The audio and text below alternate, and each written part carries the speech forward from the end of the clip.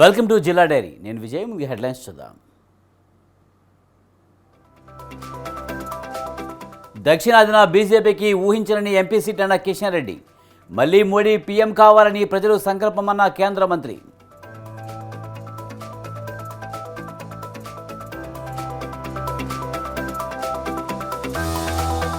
కామారెడ్డి జిల్లాలో పోచారం శ్రీనివాసరెడ్డి పర్యటన. వర్షానికి పాడైన పంటలను పరిశీలించిన మాజీ మంత్రి.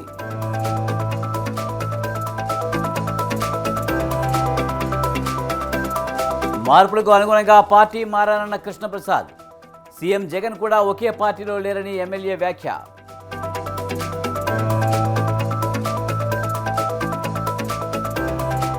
యాదగిరి లక్ష్మీ నరసింహనికి టీటీడీ పట్టు వస్త్రాలు.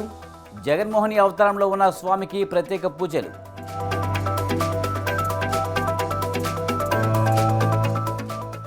నిరుద్యోగులకు పీలేరు యువకుడు కుచ్చుటోపి. జాబులు ఇస్తానని డబ్బులు వసూలు చేసిన భరత్.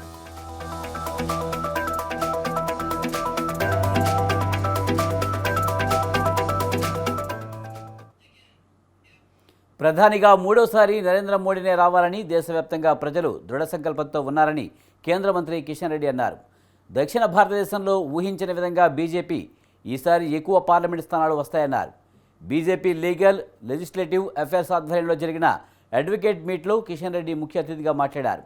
కుటుంబ పాలన, అవినీతి రాజకీయాలకు మోడీ సారథ్యంలోనే పరిష్కారం దొరుకుతుందని ఆయన పేర్కొన్నారు. మేధావులలో తొలి వరుసలో వచ్చే లాయర్లు విజ్ఞతతో ఆలోచించి బీజేపీని గెలిపించాలని పిలుపునిచ్చారు.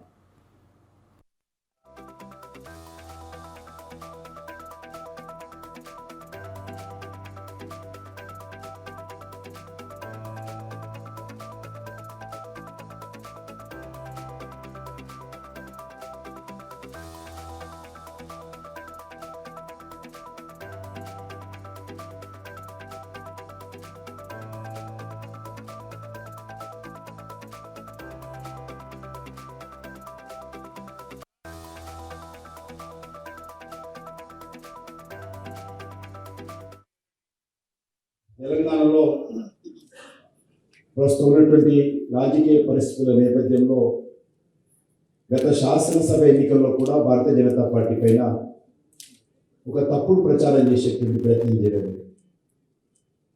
కాంగ్రెస్ వాడు అంటాడు బీజేపీ బీఆర్ఎస్ ఒకటి, బీఆర్ఎస్ వాడు అంటాడు బీజేపీ కాంగ్రెస్ ఒకటి. విచిత్రమైనటువంటి ఏ మాత్రం వాస్తవాలు లేకుండా గూగుల్స్ ప్రచారం చేసినట్టుగా ఈరోజు తెలంగాణలో భారతీయ జనతా పార్టీ పైన ఆరోపణలు చేస్తారు. తెలంగాణలో కూడా ప్రస్తుతం జరగనున్నటువంటి పార్లమెంట్ ఎన్నికల్లో మంచి వాతావరణం. కొత్తగా ఏర్పడ్డ రాష్ట్రం, ఈ రాష్ట్రం అప్పుల ఊబిలోకి నెట్టబడింది. 7 లక్షల కోట్లు అప్పులు చేసింది. ఏ రకంగా ఈ రాష్ట్రాన్ని కాపాడుతానని చెప్పినటువంటి ప్రస్తుత ముఖ్యమంత్రి రేవంత్ రెడ్డి గారు 7 లక్షల కోట్ల అప్పుల వల్ల శాలరీస్ కూడా ఇవ్వలేకపోతున్నాం ఇవాళ ఎంప్లాయీస్ కి. ఆ రకంగా ఇచ్చినటువంటి హామీలు, స్కీమ్స్ కూడా గత ప్రభుత్వం అమలు చేయలేకపోతుంది. చెప్పినటువంటి ఆ పార్టీ అదనంగా మళ్ళీ 6 గ్యారెంటీల పేరు మీద నాట్ లెస్ దెన్ 1,53,000 crores మళ్ళీ హామీలు ఇచ్చి 100 days ఇంప్లిమెంట్ చేయకపోతే మరి ప్రజలే దానికి ఇవాళ నిర్ణయం 100 days ఇంప్లిమెంట్ చేస్తామని చెప్పారు. కానీ ఈరోజు ఏమైంది ఇవాళ అంటే ఆక్షన్లో వేలం పాట మాదిరిగా నేను 1000 ఇస్తా అంటే నేను 2000 ఇస్తాను, నేను 4000 ఇస్తాను, రైతు బంధు మీరు 10,000 ఇస్తా అంటే నేను 15,000 ఇస్తాను, నేను రైతుల రుణాలు పూర్తిగా 1 stroke లో మాఫీ చేస్తాను. ఇన్ని వాగ్దానాలు హామీ చేసి ఎన్నికల నియమావళి అమలులోనికి వచ్చిందని ఖమ్మం జిల్లా కలెక్టర్ విపి గౌతమ్ తెలిపారు. తెలంగాణలో 4వ విడతలో లోక్సభ ఎన్నికలు జరుగుతాయని అన్నారు. ఏప్రిల్ 25 నుంచి నామినేషన్లు స్వీకరిస్తామని, 29 నామినేషన్లు విత్డ్రా ఉంటుందని చెప్పారు. మే 13న ఎన్నికలు, జూన్ 4న ఓట్ల లెక్కింపు నిర్వహిస్తామని పేర్కొన్నారు. ఎన్నికల ప్రచారానికి, మీటింగులకు అనుమతి తీసుకోవాలని కలెక్టర్ తెలిపారు. ప్రజలు 50,000కు మించి నగలు తీసుకువెళ్లేటప్పుడు సంబంధిత పత్రాలు వెంట ఉంచుకోవాలన్నారు. ఏప్రిల్ 15 వరకు కొత్త ఓట్లు నమోదు చేసుకునే అవకాశం ఉందని అన్నారు.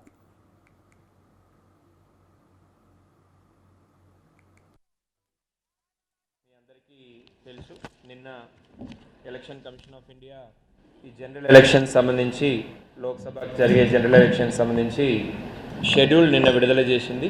సో షెడ్యూల్ మీకు తెలిసినది, మళ్ళీ ఒకసారి రీఐటరేట్ చేస్తున్నా. మనకైతే ఓన్లీ లోక్సభ ఎన్నికలే ఉన్నాయి. సో ఈ ఎలక్షన్స్ మనది ఫేజ్ 4లో జరుగుతుంది. ఈ ఫేజ్ 4లో వచ్చేసి 18th ఏప్రిల్ అంటే మన పోల్ డేట్ అయితే 13th May is the D day. ఆ రోజు పోలింగ్ జరుగుతుంది.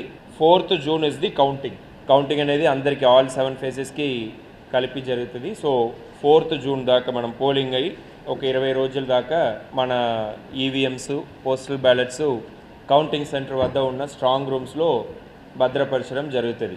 సిఏపిఎఫ్ బలగాలతో ప్రొటెక్షన్ ఇచ్చి 3 లేయర్ సెక్యూరిటీ ఇచ్చి భద్రపరచడం జరుగుతుంది. 20 రోజుల తర్వాత 4th జూన్ కౌంటింగ్ అనేది ఉంటుంది. ఎన్ఫోర్స్మెంట్ భాగంగా ఇప్పుడు మన దగ్గర టోటల్ 12 FST కమిషనరేట్ 3లో already madam, SST 15 already function, 16 already DO గారు చెప్పిన, already 27 sector officers, 141 police sector officers కూడా ఆల్రెడీ వాళ్ళతో పాటు వర్క్ చేస్తున్నారు.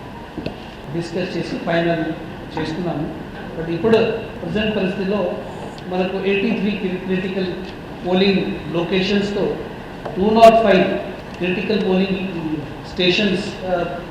స్టేషన్స్ ఉన్నాయి.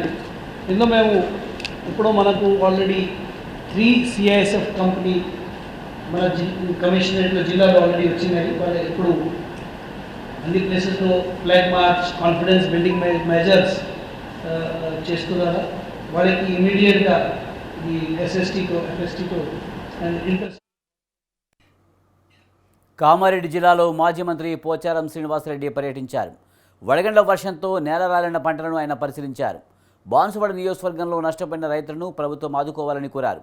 రెవెన్యూ, వ్యవసాయ శాఖ అధికారులు వెంటనే పంట నష్టం వివరాలు సేకరించి ప్రభుత్వానికి నివేదికను పంపించాలని సూచించారు.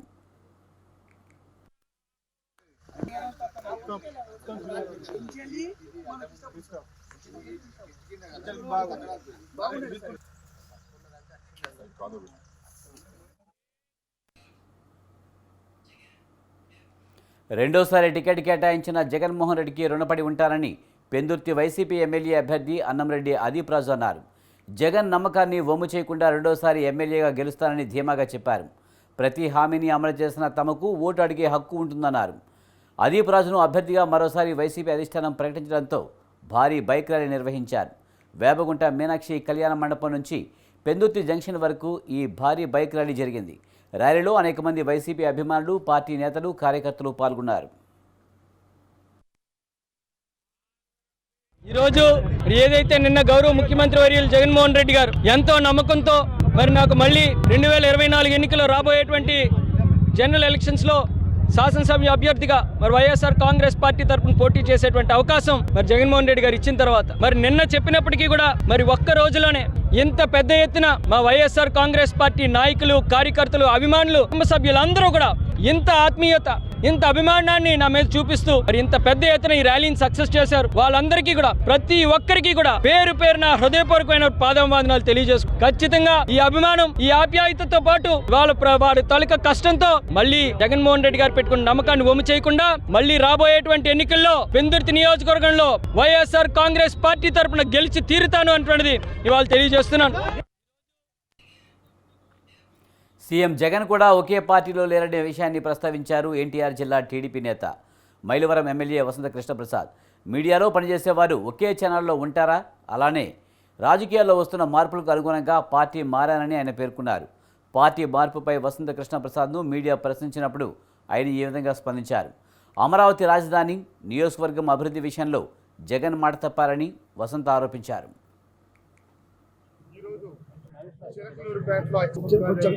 యువగళం మహాసభలో ప్రధానమంత్రి నరేంద్ర మోడీ గారు, మన నాయకులు చంద్రబాబు నాయుడు గారు, పవన్ కళ్యాణ్ గారి ఆధ్వర్యంలో జరుగుతున్న సభకు మైలవరం నియోజకవర్గం 3 పార్టీలకు సంబంధించిన నాయకులు సమన్వయంతో వెళ్తా ఉన్నాం.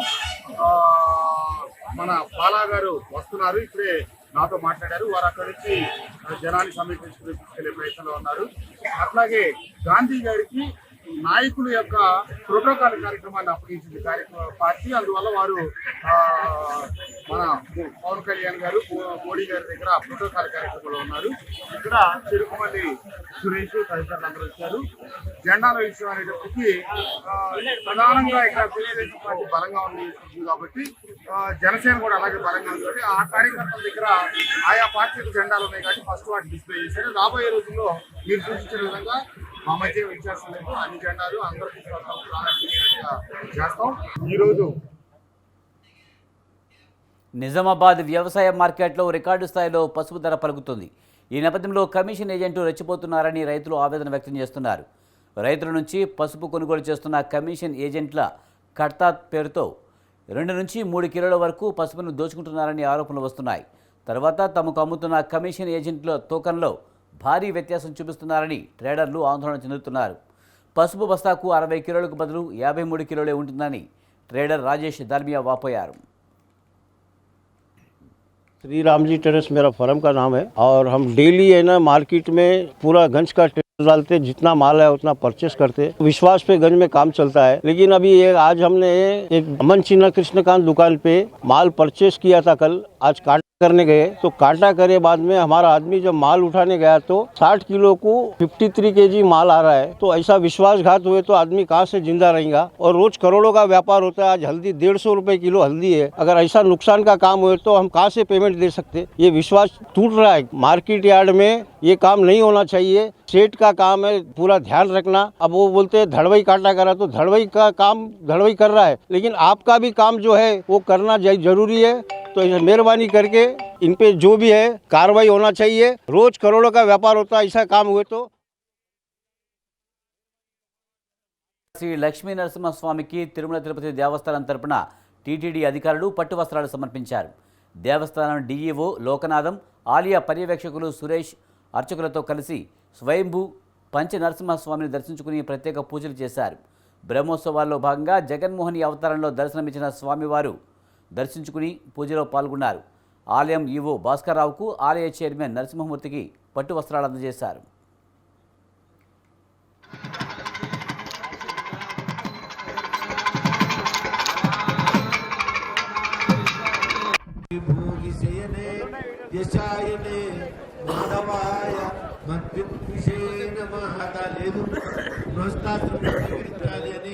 నిర్ణయించుకున్నాడు.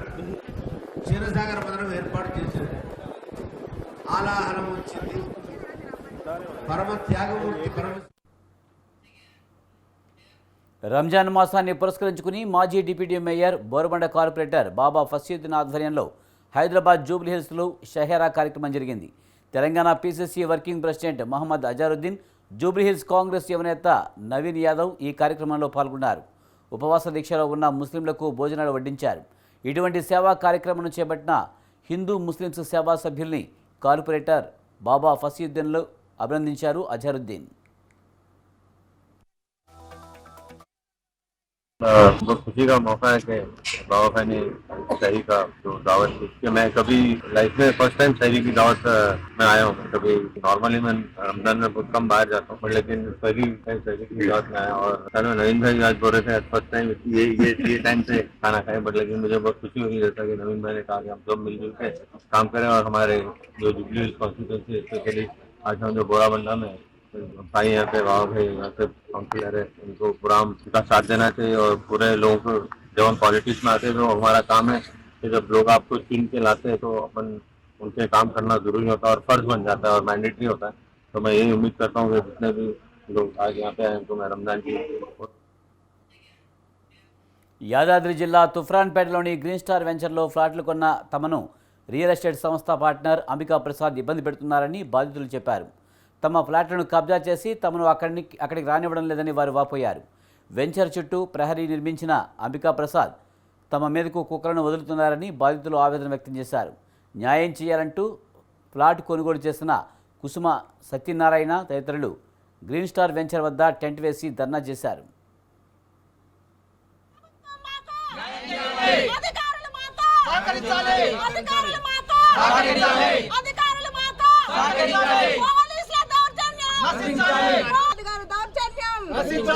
అంబికా ప్రసాద్ గారు దౌర్జన్యం, మా ప్లాట్లను మాకు ప్రభుత్వం మాకు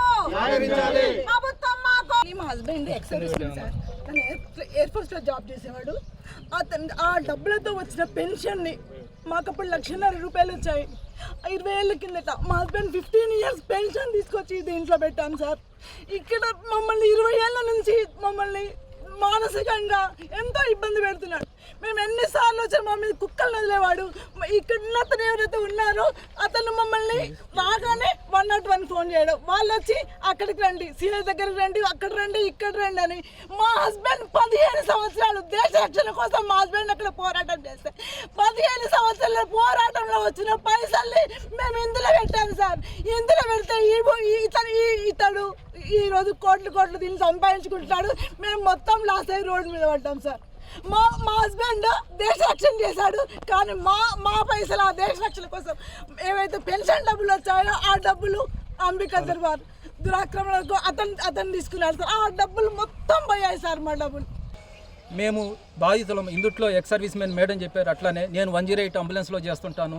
మా మిత్రుడు సెక్యూరిటీ పర్సన్, ఈయన నెలకి 1000 రూపాయల కాటికి 25 నెలలు పే చేసేసి మేము కష్టపడి తినక సంపాదించిన సొమ్ము డిపాజిట్ చేస్తే ఇప్పుడు వచ్చేసి ఈయన అంబికా ప్రసాద్ గారు మా భూమి అంతా కబ్జా చేసేసి మేము ఇప్పుడు వస్తే ఇంతకుముందు కుక్కలను వదిలేవాళ్ళు అండి. ఇక్కడ వాచ్మెన్ పెట్టేసి పోలీసుల దగ్గరికి వెళ్తే మేము 10 సార్లు తిరిగాం పోలీసుల దగ్గరికి. పోలీసులు అంబికా ప్రసాద్ పిలిపిస్తామంటారు, పిలిపించరు. అట్లానే కలెక్టర్ ఆఫీస్కి వెళ్ళాము. ఇది పోలీసుల దగ్గరుండి మమ్మల్ని మేము ప్రొటెక్ట్ చేస్తుంటే మాకు రక్షణ ఉండాల్సిన పోలీసులు వాళ్ళకి రక్షణ కల్పించి గోడ కట్టిస్తున్నారు సార్. మేము కమిషనర్ ఆఫ్ పోలీసుని కలిసేసాము, ఎస్పీని కలిసాము, డిఎస్పీని కలిసాము, పోలీస్ స్టేషన్ చుట్టూ 10 సార్లు తిరిగాం. తిరిగినప్పుడు అంబికా ప్రసాద్ పిలిపిస్తాం ఈరోజు అని రేపని చెప్తారు, కానీ పిలిపించరు. వాళ్ళ డాక్యుమెంట్లు తీసుకొచ్చి చూపించమంటే చూపించరు సార్. మేము బాధితులం. ఇందుట్లో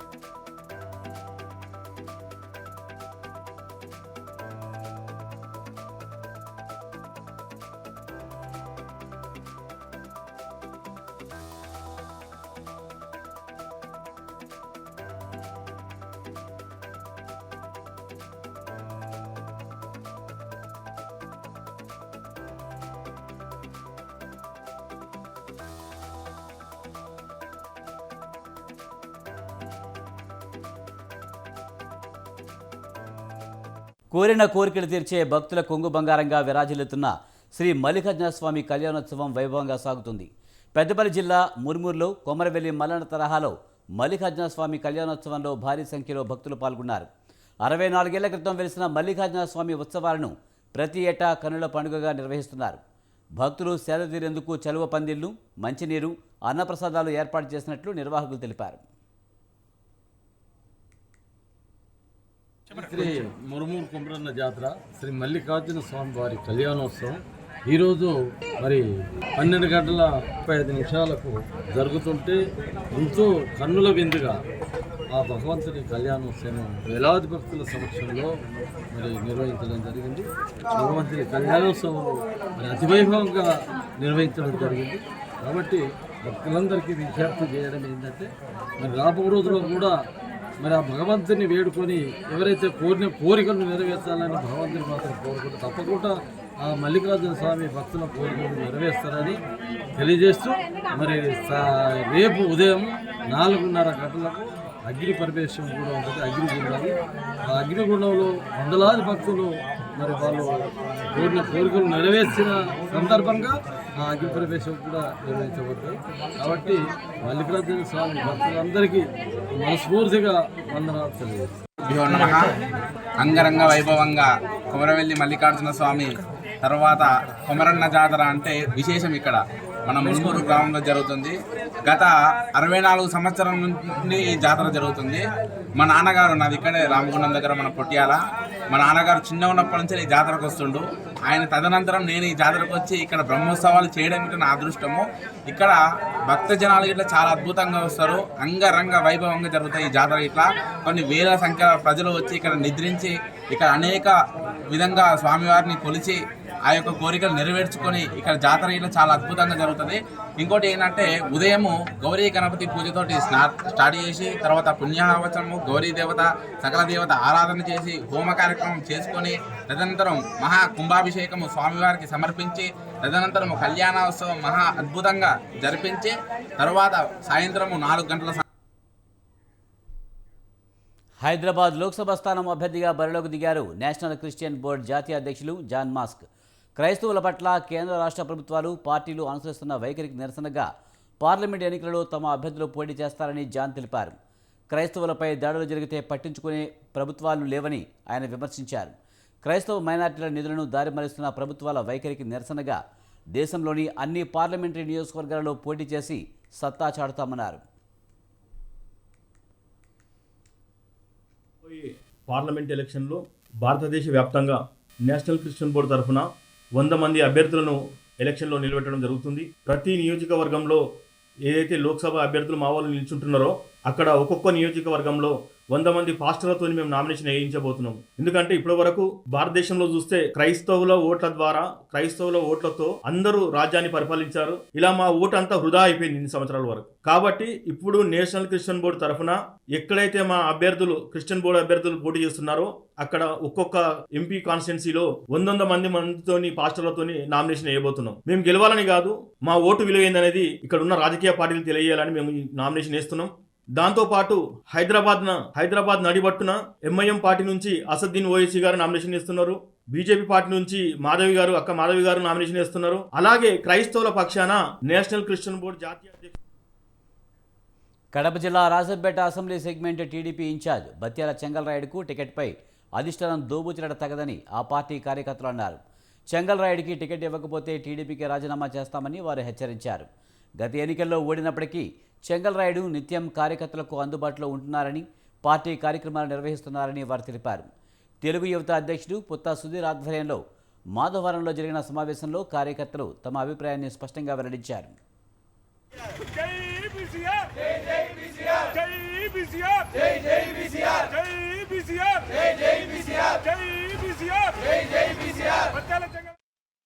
నేత నాగా చంద్రబాబు నాయుడు గారికి విన్నపం, అలాగే జాతీయ ప్రధాన కార్యదర్శి నాగా లోకేష్ గారికి కూడా తెలుగు సైనికులుగా మా యొక్క విన్నపం ఏమనగా, సార్ గత 2019 ఎన్నికల్లో మన తెలుగుదేశం పార్టీకి నాయకత్వం లేని పక్షంలో అప్పుడు ఉన్నటువంటి ప్రస్తుత ఎమ్మెల్యే మల్లికార్జున గారు టీడీపీ నుంచి వైసీపీలోకి వెళ్ళిపోగా నాయకత్వం లేని సమయంలో కోడు నుంచి ఇక్కడికి మీరు క్యాండిడేట్గా బత్యాల చెంగల్రాయుడు గారిని తీసుకోవడం జరిగినది.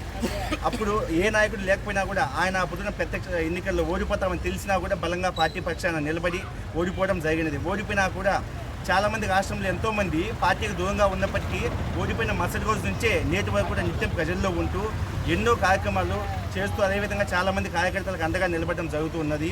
వైసీపీ వాళ్ళు ఎన్నో అక్రమ కేసులు పెట్టినప్పటికీ కూడా చెంగల్రాయుడు గారు వెనకడుగు వేయకుండా మన పార్టీ కార్యక్రమాలు చేస్తూ వస్తూ మాలాంటి ఎంతోమంది యువతకు ప్రోత్సహిస్తూ ఇవాళ రాజంపేట నియోజకవర్గంలో కొన్ని వందల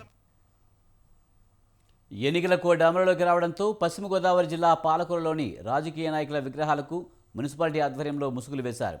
పట్టణంలోని గాంధీ బొమ్మల సెంటర్, మున్సిపాలిటీ, ఎడ్ల బజారు, తహసీల్దార్ కార్యాలయం ప్రాంతాల్లోని విగ్రహాలకు ఇప్పటికే తెల్ల క్లాత్తో ముసుగులు వేశారు. ఎలక్షన్ కమిషన్ ఆదేశాల మేరకు పాలకొల్లు నియోజకవర్గం వ్యాప్తంగా రాజకీయ నేతల విగ్రహాలకు ముసుగు వేసే కార్యక్రమం జోరుగా చేపట్టారు.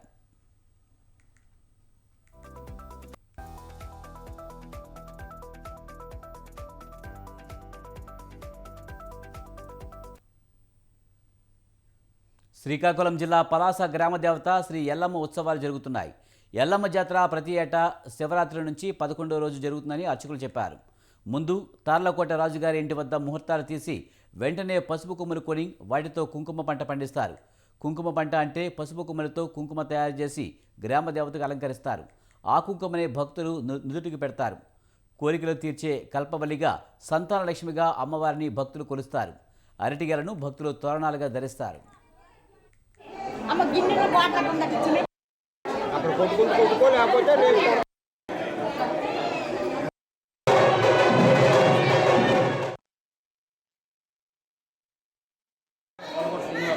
ఆలయపోతారు ఎల్లమ్మ టెంపుల్ పోతారు. ఇది శివరాత్రి నుండి ఈ కార్యక్రమం స్టార్ట్ అవుతుంది. దేవుళ్ళని గడ్డి దింపుతాము. గడ్డి దింపిన తర్వాత అక్కడికి వారం రోజులు బియ్యం జోగుదండం ఉంటుంది కార్యక్రమం. వారం రోజులు జోగుదండిన తర్వాతను నిన్నను అంటే 15వ తేదీ శుక్రవారం అగ్నిగుండంకి వచ్చాం. తర్లాకోట వెళ్ళి రాజుగారి ఆధీనంలో అగ్నిగుండంకి వచ్చాం. అగ్నిగుండంకి వచ్చిన తర్వాత ఈరోజు పలాస జోగుదండికొని రాత్రి 11 గంటలకి అమ్మవారి ఎదురుగా సింధూరం పంట పండిస్తాం. వేపాకు పసుపు రెండు కలిపి సింధూరం పండుతుంది. ఆ అమృతంగా నీళ్ళు పండించిన తర్వాత దేవుళ్ళు బయట ఊరేగింపుకి వెళ్తాయి. ఊరేగింపుకి వెళ్ళిన తర్వాత ఆ ఉదయం తెల్లవారి 5-5:30 ప్రాంతంలో మూడు ఆలయాలు చేరుకుంటాయి. చేరుకున్న తర్వాత 6 గంటలకి దీపాలు పెట్టి యాత్ర ప్రారంభం అవుతుంది. ఇది జామి జాతర. అక్కడ కొలగొట్టు శ్రీనివాసరావు ఆలయపోతారు. ఎల్లమ్మ టెంపుల్ పోతారు. ఇది శివరాత్రి నుండి ఈ కార్యక్రమం స్టార్ట్ అవుతుంది. దేవుళ్ళని గడ్డి దింపుతాము. గడ్డి దింపిన తర్వాత అక్కడికి వారం రోజులు బియ్యం జోగుదండం ఉంటుంది కార్యక్రమం. వారం రోజులు జోగుదండిన తర్వాతను నిన్నను అంటే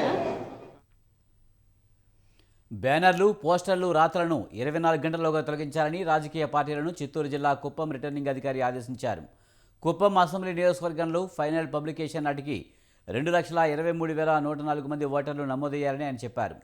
నియోజకవర్గంలో ఎన్నికల నిర్వహణ కోసం 243 పోలింగ్ కేంద్రాలు ఏర్పాటు చేశామన్నారు. వాటిలో 58 కేంద్రాలను సమస్యాత్మకంగా గుర్తించినట్లు రిటర్నింగ్ అధికారి వెల్లడించారు. పోలింగ్ కేంద్రాల్లో తాగునీరు, విద్యుత్, మరుగుదొడ్లు లాంటి కనీస సదుపాయాలు కల్పించామని చెప్పారు.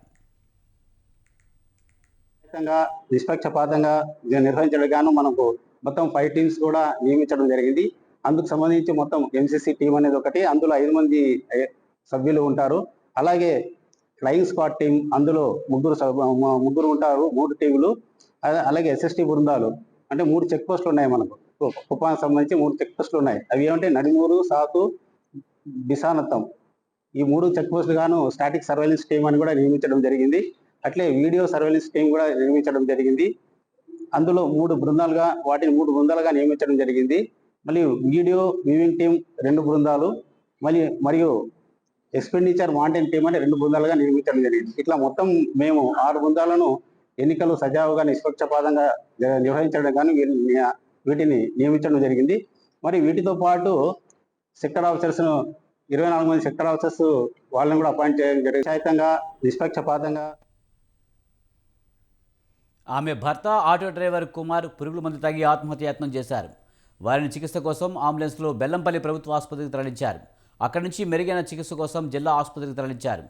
హోంగార్డ్ సౌజన్య పనిచేసే పోలీస్ స్టేషన్లోని ఓ గన్మ్యాన్ వేధింపులే వారి ఆత్మహత్యాయత్నానికి కారణమనే ఆరోపణలు వస్తున్నాయి.